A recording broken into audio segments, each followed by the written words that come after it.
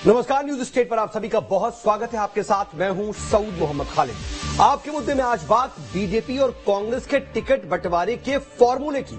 जी हां, क्या formula in पार्टियों ने अभी तक अपनाया है और क्या फॉर्मूला अपनाती हुई दिखाई देंगी, क्योंकि मध्य प्रदेश और छत्तीसगढ़ में कांग्रेस ने अपनी पहली लिस्ट जारी कर दी है और इस बीच कांग्रेस के टिकट फॉर्मूले की भी चर्चा होने लगी है। इसके साथ साथ अब बीजेपी की भी लिस्ट की चर्चा होने लगी है। माना यह जा रहा है कि कांग्रेस की लिस्ट में कमलनाथ की चली है तो बीजेपी की लिस्ट में केंद्रीय नेतृत्व का दखल ज्यादा रहा है।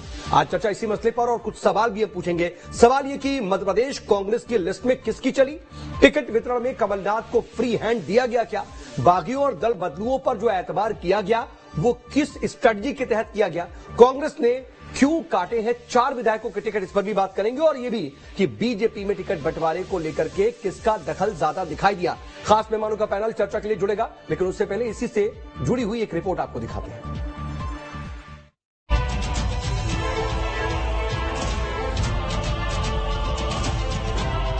मध्य प्रदेश में कांग्रेस ने 144 उम्मीदवारों की लिस्ट जारी कर दी है, तो वहीं छत्तीसगढ़ में 30 उम्मीदवारों के नामों की घोषणा की है। कांग्रेस की लिस्ट जारी होने के बाद विरोध के सुर भी उठने लगे हैं। खासकर मध्य प्रदेश में कार्यकर्ताओं ने आवाज बुलंद कर दी है। नेताओं की टिकट कटने पर समर्थकों में विरोध है, तो इस बीच कमलनाथ ने कह दिया है कि सभी को टिकट नहीं दे सकते। ये जो नाम हमने घोषित करे 4000 लोगों ने अप्लाई किया था।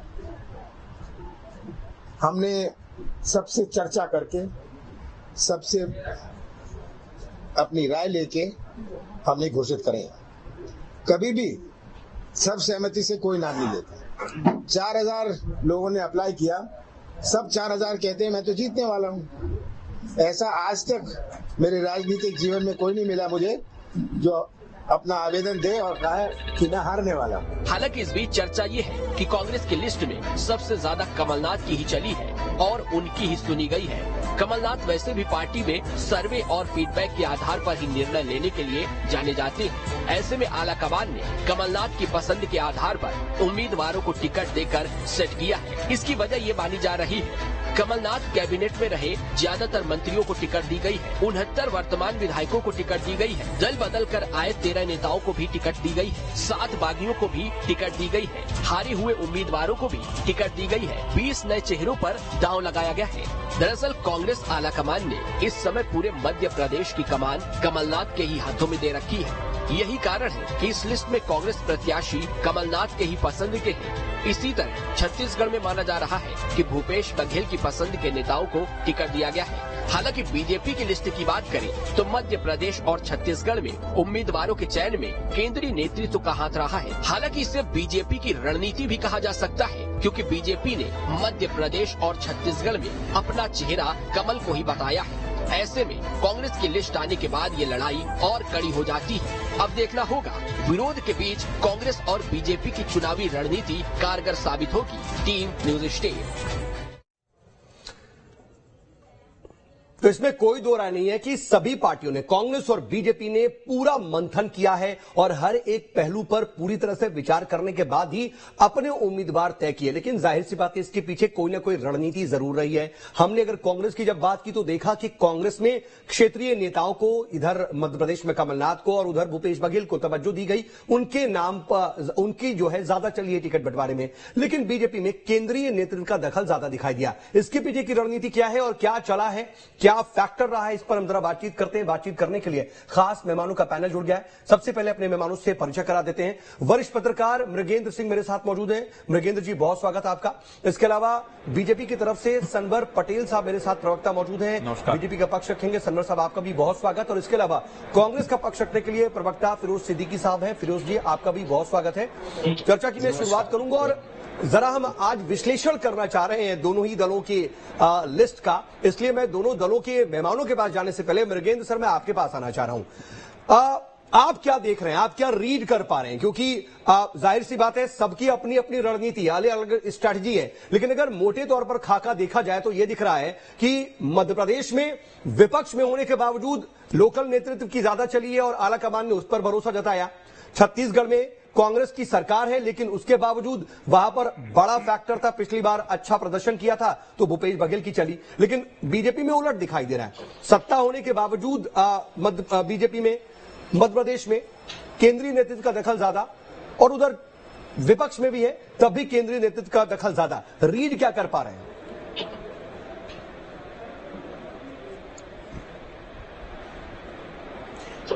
देखिए, जो इस बार टिकट वितरण हुआ है, कांग्रेस के अपन पहले लिस्ट की बात कर लें तो 44 लोगों की जो सूची जारी हुई है उसमें 68 वर्तमान विधायकों को टिकट दिए गए, 4 के काटे गए। तो विधायकों के टिकट काटने का आधार सर्वे और फीडबैक है।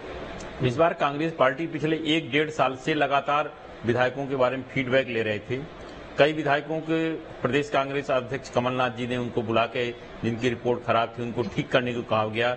अब कुछ को बार बार समझाइश दी गई, उनके विधानसभा क्षेत्रों के 2 से 3 बार सर्वे कराए गए, फीडबैक लिया गया, फिर उसके बाद खराब रिपोर्ट आई है, उसके बाद टिकट काटा गया।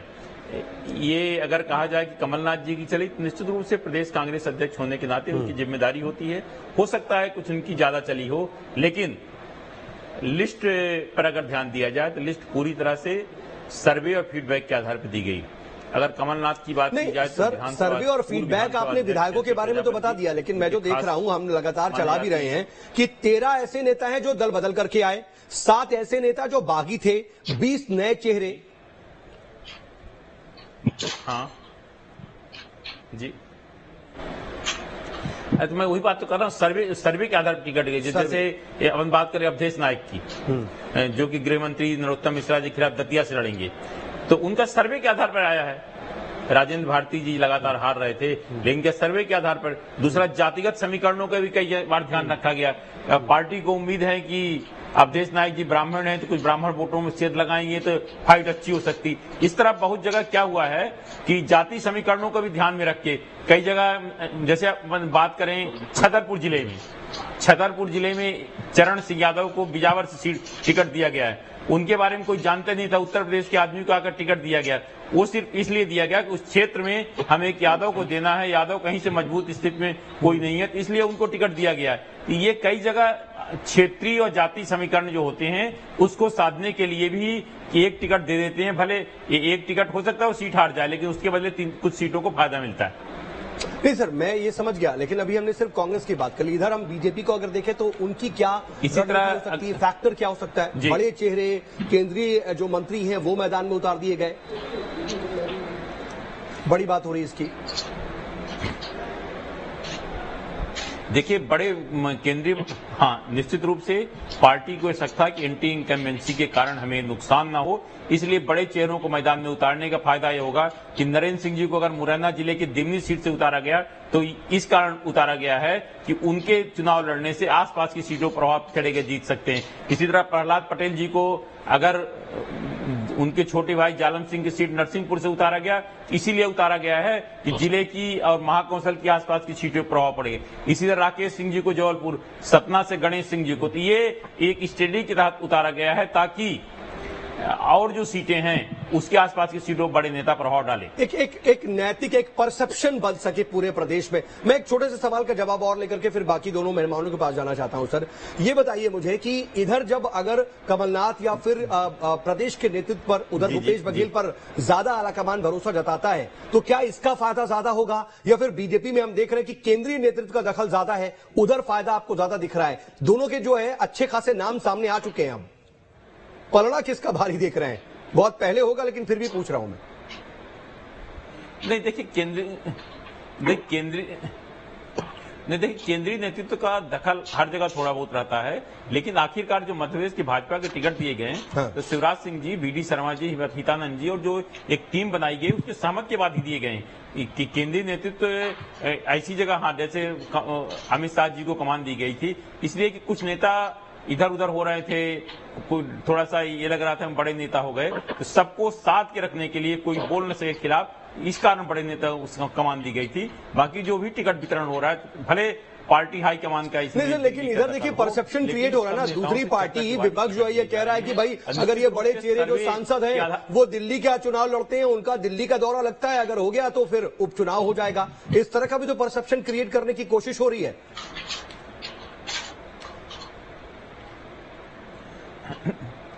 नहीं, निश्चित रूप से अगर पार्टी, अब ये तो पार्टी तय करेगी ना कि जिनको हम चुनाव में जिताया है, अगर सरकार बनती क्या उनको मंत्री बनाना है या लोकसभा चुनाव में फिर ले जाना है, ये तो पार्टी तय करेगी। लेकिन अभी तो जो सबसे ज्यादा जरूरी है कि भारतीय जनता पार्टी किसी तरह मध्य प्रदेश में सरकार बनाना चाह रही है, इसलिए बड़े नेताओं को उतार के उनके आसपास ये मजबूत करने, मैं यही समझना चाह रहा था कि उनको कहीं ना कहीं अगर बड़े चेहरे की भी जरूरत पड़े तो वो बड़े चेहरे भी उतारा जाए, एक अच्छा परसेप्शन क्रिएट हो, कैसे भी सरकार बने, ये अंतिम लक्ष्य और ये होना भी चाहिए। लेकिन फिरोज साहब, मैं आपके पास आना चाहता हूं।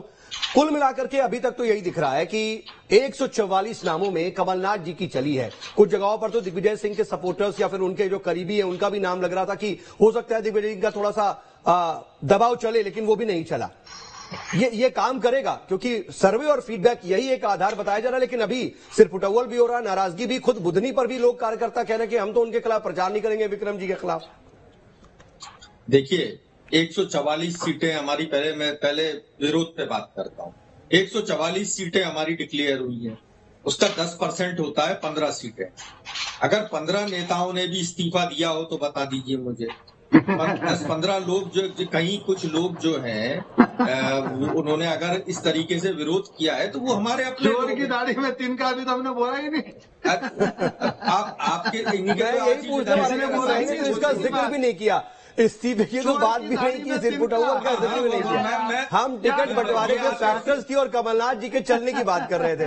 हाँ, बस ये आते उससे पहले मैं आ गया, मैंने कहा ये आएंगे, उससे पहले मैं आ गया। अब उनकी पार्टी तो छिन्न भिन्न हो गई है। अब कमलनाथ जी की बात कीजिए, देखिए, अरे वो आते तो आप उन पर जवाब दे देते कि भाई आपके वहां भी हो रहा है या नहीं हो रहा है, लेकिन आपने पहले मौका दे दिया। बहरहाल मेरा जो सवाल था उसका जवाब चाह रहा।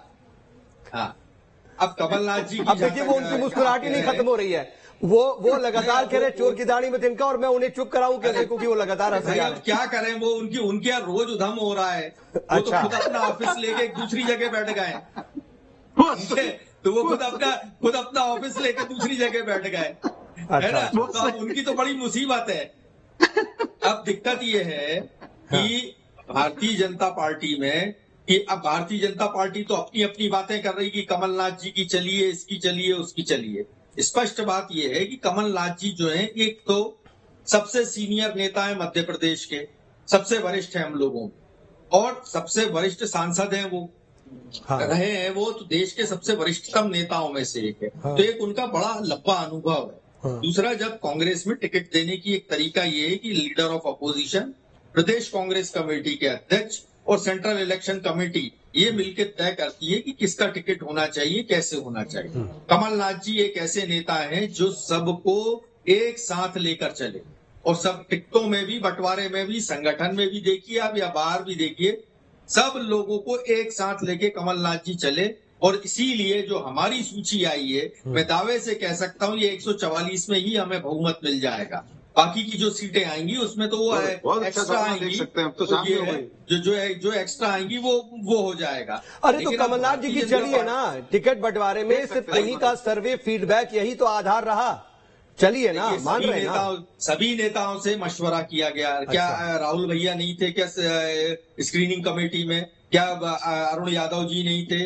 क्या सुरेश पचौरी जी नहीं थे? तो मतलब ये कि आपने बातचीत करके नाम आगे बढ़ाया और आलाकमान से हरी झंडी मिल गई, ठीक है। नहीं, देखिए, पीसीसी चीफ की बिना रिकमेंडेशन के तो हम लोगों को केंद्र सरकार, हम लोगों को पद नहीं मिल सकते, संगठन में पद नहीं मिल सकते, टिकट तो बहुत दूर की चीज है। तो उनको उनकी जो सहमति ये फैक्टर आपको ज्यादा बेहतर लग रहा है फिरोज साहब, ये फैक्टर ज्यादा लग रहा है बेहतर, या फिर अगर बीजेपी के बारे में कहा जा रहा है कि केंद्र जो है, जो ऑब्जर्व कर रहा था, उस हिसाब से केंद्र ने थोड़ा दखल दिया, तो क्या आपका जो दिल्ली में बैठा हुआ आला कमान है उसकी जो ऑब्जर्वेशन थी, उसकी दखल कुछ होनी चाहिए थी, वो बेहतर होता है, या फिर ये जो अभी चला है वो बेहतर है? देखिए, जिससे हमारा दिल्ली का हाई कमान और आदरणीय रणदीप सुरजेवाला जी, भंवर जितेंद्र सिंह जी, उन्होंने, और प्रदेश कांग्रेस के नेताओं ने, और उससे भी ज्यादा हमने जो ग्राउंड से फीडबैक बुलाए थे, क्या ठीक है, ठीक है, ये बात तो इसी बात पर तो हम बात कर रहे हैं। ठीक है, आपने वही बात एक बात तो ये सारे पैनल एक साथ बन के आए थे। अच्छा। और सब पैनलों में एक साथ जिसका नाम कॉमन था वो सनवर जी की पार्टी में भी तो यही हुआ ना, चला गया। सनवर जी की पार्टी में यही हुआ ना, मतलब शिवराज जी की चली है, नरोत्तम मिश्रा जी की चली है, उन लोगों की बात मानी गई है। भाई आपको एक मजे की बात बताओ, हुआ ये कि जब इनकी पहली सूची आई तो पहली सूची जारी हुई, टीवी में दिखने लगी, तो इनके मीडिया अध्यक्ष बोले ये कौन फेक न्यूज चला रहा है। उन्होंने इंटरकॉम पे फोन लगाया इनके प्रदेश अध्यक्ष को कि साहब आपने ये कि कोई फेक न्यूज चला रहा है। उन्होंने कहा हाँ ये तो फेक न्यूज चल रही है। उसके बाद इन्होंने दिल्ली फोन लगाया कि कोई फेक न्यूज चला रहा है। अरे कहने लगे सूची जारी हो गई। अच्छा, आपको बड़ा पता है सब। जब पत्रकारों ने वो फोन जो है आपके पास ही तो नहीं आया था डायरेक्ट। नहीं, जब पत्रकारों ने वीडी शर्मा जी से पूछा, प्रेस कॉन्फ्रेंस में पूछा, मैं पूछ लूंगा अभी सनवर जी से पूछता हूँ कि ये सब हुआ है क्या, बता नहीं पाएगी, मुझ तक तो ये जानकारी नहीं है। मैं पूछ लूंगा, लेकिन मैं ये बात पूछ रहा था कि बीजेपी ने जो एक तरीके से फैक्टर सेट किए, जो फार्मूला सेट किया, वो ठीक था ना? आपने अपने हिसाब से बताया, तो उनका क्या, उनको लग रहा है ना कि वहां पर शिवराज जी की चली है, नरोत्तम जी की चली है? ना उनके शिवराज जी को तो बेचारों को खुद को लाले पड़ गए, चौथी लिस्ट में उनका नाम आया। मैं वही बात, मैंने इसीलिए पूछा, जब तक मैं आपके लिस्ट के बारे में पूछ रहा था तो अलग मामला था, जैसे ही बीजेपी की लिस्ट की बात पूछी तो अलग हो गया। लेकिन भाई सनवर जी लगातार मुस्कुरा रहे हैं। सनवर जी, हाईकमान ने दिया है, उनके हाईकमान ने कई बार ऐसा होता है, कहीं ऐसा तो नहीं कि तुम इतना जो मुस्कुरा रहे हो, क्या दर्द जो छिपा रहे हो? मैं इसको मजाक में लीजिएगा, क्योंकि मैं लगातार आप मुस्कुरा रहे हैं, उस पर मैंने ये कह दिया तुम जो इतना मुस्कुरा रहे हो, क्या दर्द है जो। लेकिन मैं ये पूछ रहा हूं कि क्या बता दो नवर भाई, फिरोज साहब जो कह रहे हैं, जिस प्रसंग का जिक्र कर रहे हैं, फेक न्यूज, फोन प्रदेश के नेताओं को पता भी नहीं चला कि लिस्ट आ गई, ऐसा कुछ हुआ क्या? मुझ तक तो जानकारी नहीं। सऊद भाई, फिरोज भाई पढ़े लिखे परिवार से ताल्लुक रखते हैं। इनका खुद का परिवार, इनका ससुराल पक्ष, भाभी, सब लोग काफी लर्नेड हैं और अच्छी बहस करते हैं। जब बैठते हैं, आमतौर पर बैठते हैं हम लोग डिबेट में, पर आज तो इन्होंने लॉफ्टर शो कर दिया आपके इस महत्वपूर्ण समय को। आज तो इन्होंने लॉफ्टर शो बनाकर रख दिया। चोर की दाढ़ी में तिनका पहले आगे आगे चल रहे हैं, फिर कह रहे हैं कि साहब हमारे यहाँ 15 लोग भगे, 14 लोग भगे, फिर कह रहे हैं कि मीडिया के अध्यक्ष हमारे। अरे हमारे यहाँ मीडिया अध्यक्ष की व्यवस्था नहीं है, हमारे यहाँ मीडिया प्रभारी होता है, पर इनको नहीं पता, कुछ भी बोल रहे हैं। आज इनका इरादा है लॉफ्टर शो बनाने का, हंसी मजाक का शो बना दो। खैर कोई बात नहीं, ये इनका ठीक है, लेकिन मैं ये समझ रहा हूँ मेरा विषय ये, वो जो ये कह रहे हैं फोन की बात जिसका उन्होंने जिक्र किया, उसमें कितनी सच्चाई, और क्या आपके वहां प्रदेश के नेताओं की चली है, शिवराज जी की और दूसरे नेताओं की, वीडी शर्मा जी की कितनी चली है? ठीक है, जवाब देने दीजिए फिरोज साहब, जवाब दीजिए। भारतीय जनता पार्टी के अंदर अपनी एक व्यवस्था है, भारतीय जनता पार्टी की कार्य करने की अपनी एक पद्धति है, वो उस पद्धति के तहत भारतीय जनता पार्टी काम करती है। हमारे यहाँ नीचे से सर्वे होता है, पैनल्स बनते हैं, और वो नीचे से आकर, प्रदेश से जाकर और संसदीय बोर्ड से ही हर बात का हर वर्ष, हर चुनाव में फैसला होता है। और इस वर्ष भी उसी तरह से फैसला हुआ।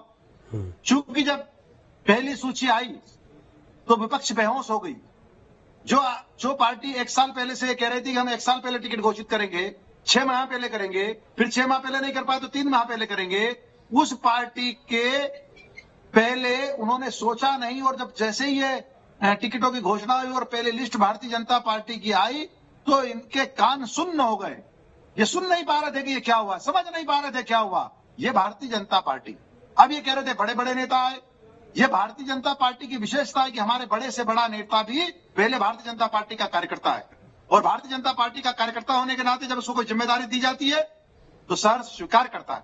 नहीं, लेकिन सर नहीं, सनवर जी, ये बात अच्छी बात है। और देखिए, यहाँ पर कमलनाथ जी भी पार्टी के कार्यकर्ता कहलाएंगे अपने आप को। उधर राहुल जी और प्रियंका जी से भी पूछा जाए तो वो भी कहेंगे कि हम पार्टी के कार्यकर्ता हैं। लेकिन मैं ये समझना चाह रहा हूँ कि क्या ऐसी जरूरत आन पड़ी कि 7 सांसदों को उतारना पड़ा? वो चांदी की चम्मच लेकर, ठीक है, मैं मान गया, ठीक है, वो एक अलग बात है। मैं अपनी बात कह रहा था कि मतलब हर पार्टी के जो बड़े नेता हैं वो अपने आप को छोटा कार्यकर्ता बता देते हैं।